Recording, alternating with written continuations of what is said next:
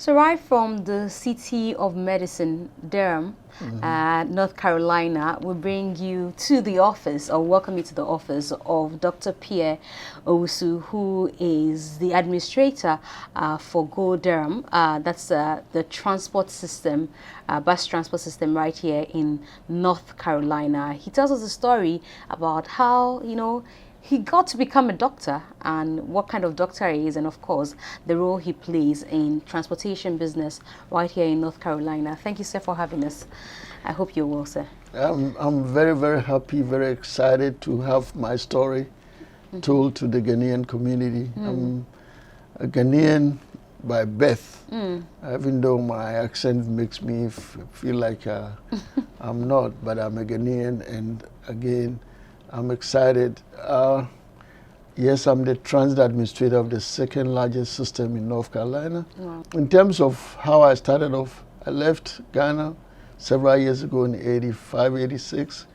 Been here, went to school here, all my schooling, Georgia Tech, University of Georgia, and then the University of Phoenix, where I did my doctorate degree in organizational management. First job was in Atlanta.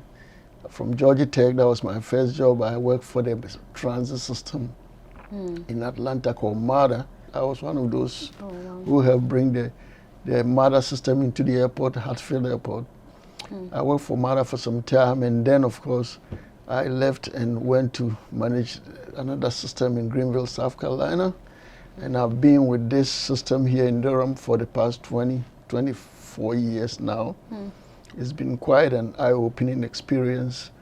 One thing that I've never forgotten is my heritage, Ghana. I've been to Ghana several times. I've helped in any way possible to bring in some of the ideas and make sure others are trained, and I'm still doing that. So if I get you right, you came here originally for school. Yes. And then after school you stayed on to work. So it looks like from the story you tell me all your working experiences has been with the transport business. That's correct. Was it by coincidence or it was by choice? At Georgia Tech, I got interested in transportation. In fact, anybody arriving from Africa, one of the things that will be exciting is to look at the transport system here. From where we are in my office, going to my house, I have 5 ways to get to my house. And I've never experienced traffic congestion. There's almost 250,000 people in this, what we call small city. But transport is such that, very, very important in America. Time is the whole reason why transportation is very important. Time is so critical. Unfortunately, people don't see that in Ghana. I was earlier on giving an example of the Kusumbo Road between what you call the Timber Market and just talk about this junction, what do you call the Michelle Camp Junction. I mean, you see traffic jam, so much so, but people don't really see how important it is that they have to get where they have to in time. Right. What do you think is the problem for the Ghanaian system, because you keep making reference to the system of transportation in Ghana? It's one of two things. I think the main issue is when we go from government to government, we do not carry on the projects that are already outlined. Governments come, governments go, but projects should be sustained. And the other thing is the importance that we give to transportation. It's so critical. Another example that I'll give you, over here, one death on the road can cause a whole policy and road change and everything. It's not so in Ghana. I remember where I came to Ghana and there was this whole project where somebody was going to bring trucks to take away cars that are in the middle of the road at night and so on. Trucks that have problems sitting in the middle of the road. And that was a very wonderful idea. But it never happened. Why? Because the packaging wasn't right and the marketing didn't go right. And of course, politics also was part of it. So what I'm saying is we have to understand the importance of transportation. to the overall development of any nation. If Ghanaians were able to move as fast as they do here, a lot of things would happen. I mean, what has saved us is the fact that communication these days, not just by physically moving, but by internet and of course by phones. That has really saved us. Otherwise, we will still be wandering in the dreamland. Having had these exposure, you know, and the fact that you talk about the love you have for your motherland, Ghana, have you ever thought of returning to implement some of these things you've learned? Have you made an effort to infiltrate the system with what you have gathered here? Yes, big time. As early as the mid-2000, I was able to arrange and bring a contingent of engineers and planners, in fact, during President Kufuor's time. And we actually did make a whole lot of promises to get things done. Apart from that, I've also come in and taught. In fact, you can see on the wall pictures with me and the Ghana mass transit team. Some of the leaders over there, I'm talking about the guy in charge of the current Metro Mass. He knows me by first name. And I've been really, really helpful in terms of resource, teaching them. I used to come and every time give them ideas as to how they can manage. They know a lot of the stuff, but over here there's just so much change. Today you've gone through our electric bus. I'm the one who wrote the grant and got everything to the point where right now we are getting more. In fact, in 10 years, all the buses, 180 buses, everything will be electric. And I set the stage for that. If I'm gone, somebody else knows exactly what to do, where to pick up, where I'm leaving off. Are you happy about the state of our Yalulu transportation system? That's the Metro Mass. Obviously, with the standard that I have, what I would say is no. And it's a combination of factors. The support, I don't know the level of support. I cannot judge them by what I see, but one time you've had conversations with them, so right, I'm sure right. You know what the situation is. It boils down to the importance that is placed on transportation. That is the bottom line. And the idea of importance. Yes, and the idea of time. I mean, time is so much in demand. Everybody wants to move and move very fast. But I am not happy for sure. But where to actually place the blame is very, very tricky. The people who are there will do everything with the little means that they have. How do we do it? There are a lot of ideas. When I come in there and I was giving an example of where I see this road choked. Meanwhile, the right of way is government. The land is there. You can pave, even if you don't asphalt, pave and get the things moving. And people will be very happy. Look at the Temamoto way and the runabout with that little change. That is what I'm talking about. The white man, the Westerners have been able to go to the moon, and we are still struggling to go to our village. It's such a problem. And when people come from here, they complain. It's not like there is a standard yardstick. It's like the pace of improvement is so slow. It's going to happen, but unfortunately not in our lifetime is what I see.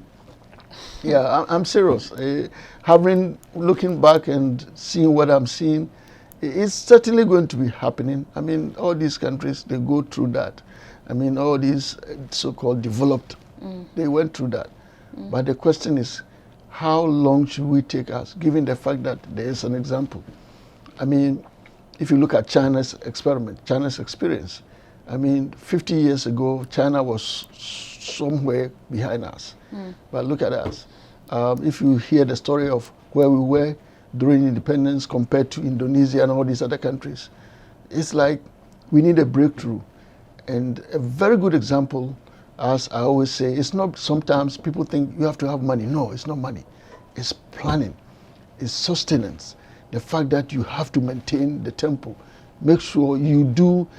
Governments will go and governments will come, but be sure that you do what you say you're going to do. And forget about the people not voting for you. That is not what it is. So talking about that, you think that some of these things have been politicized? Because currently in Ghana, what's happening is fix the country, and the response is fix your attitude.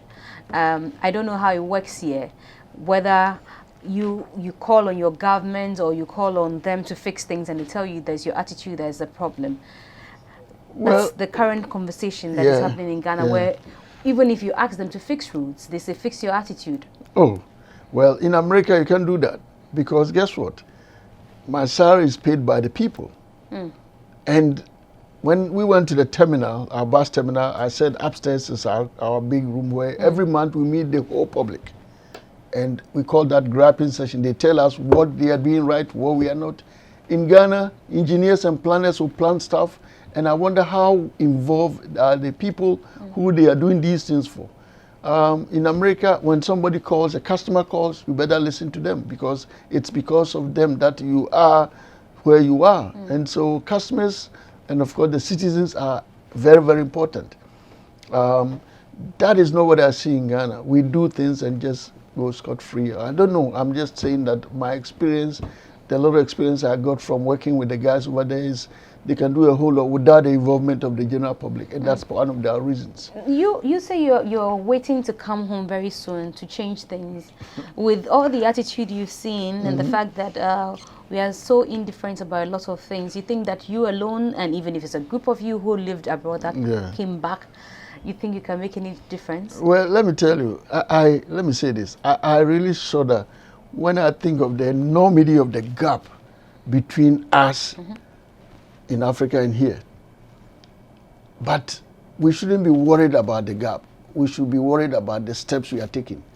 That's why I said maybe not in our lifetime, but we have to put things in place and make sure that we never stop imagining, we never stop making things happen.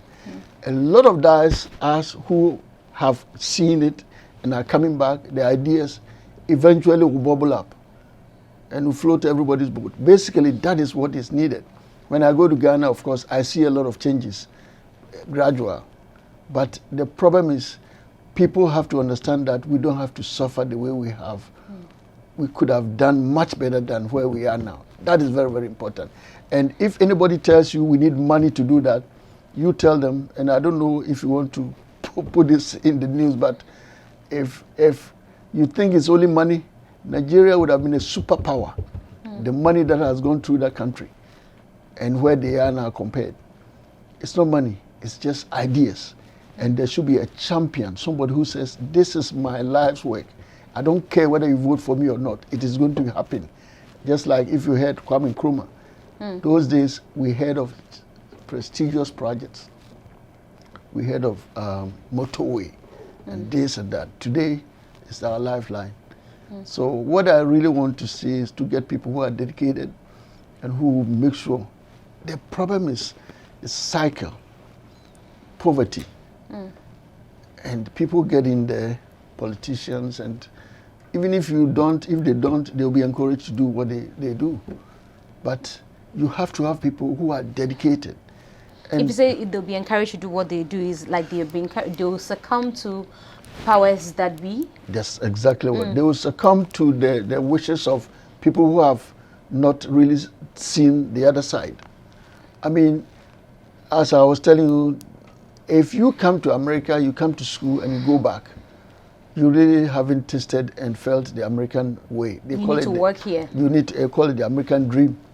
For you to go through the cycle and be where you are, you have to taste and see. Right now, I can tell you there's certain few things that Americans do, and they do very well. And if we could, for example, credit card system. In America, everybody has debt. And it is that which carries the country. But guess what? The system is so designed as to make sure that if you have debt, you will pay. Why? Because the credit system is so designed that we know you have your ID card, you will not get the money and then go and live in Togo or come from Togo and come and take it and go back. And the government will set the pace for you and step aside and you do it. The biggest employer in America is not the government, it's the private sector. In Ghana, it's the reverse. The biggest employer is the government. And revenues are so low compared to the needs. And that's where we are. As a Ghanaian, right. In the position where you sit, you work with people who are not Ghanaians, you Right. work with the white folks and all of Right. that. Tell me how it feels to be in this position. It's not simple. It's not easy. But one thing is leadership means taking the hard decision and at the end of the day saying, I did my best. You cannot ever think that everybody will like you. You'll be in a dreamland. But my gosh, they better respect the office. And they do, period. How do I say that? The way you conduct yourself. You came in, I wanted you to meet my staff, white and black, everybody. When I pick up the phone, everybody knows the boss is calling or talking. It's the position, not the person. And so overall, I've been very happy. I've done mine, but of course, there will always be what they call in America the bad apples. But if you know how to put them, where to put them, you would be okay. And at the end of the day, you say, I did my best. And that's all it is. Well, we're looking forward to having you return to Ghana like you dream of. And we hope that you're able to impact and make the changes that you've dreamt about, the ones that you have made here through the experiences that you've gathered as well. So thank you so much for giving us the opportunity to speak to you. We look forward to greater times with you in Ghana. Good, great. And I will also say, that's very important for you to say that, because at a certain stage in life, you tend to believe that, look, what is important? And one of the things that I've decided I'm going to do is to help in a more practical way. In fact, I've teamed up with a business school. In fact, we were there 2 years ago. We did all the arrangement. We're bringing students, and the idea was to exchange students. Okay. Which business school? University of Ghana? University of Ghana, Legon. That's my school. That's where I went. Oh, I see. And if you go and talk to the dean, he will tell you, yeah, we were there. We did all the arrangement. So you're going to have students from here, go there, go to Ghana. Yeah, from my department, go to Ghana. In fact, we plan it for 3 weeks and then 6 weeks, and then students from there will come here. We did everything. We were ready to send monies and get everybody prepared. We were getting people's visas, and all of a sudden, COVID happened and everything. But hopefully, we are going to continue that. And this day and age, you don't have to see the person. I mean, what COVID has taught us is that there's so many ways of working. And hopefully going to be doing a lot of what you call long distance teaching, and hoping that I don't need any money. I'm not talking about paying me for anything. Just impart what I think I have gathered here as a little kind of way of giving back to what I got. Thank you very much, Dr. Owusu. Thank you so much. Yeah, thank you so much. And I'm very grateful also for the opportunity. All right, sir. All right.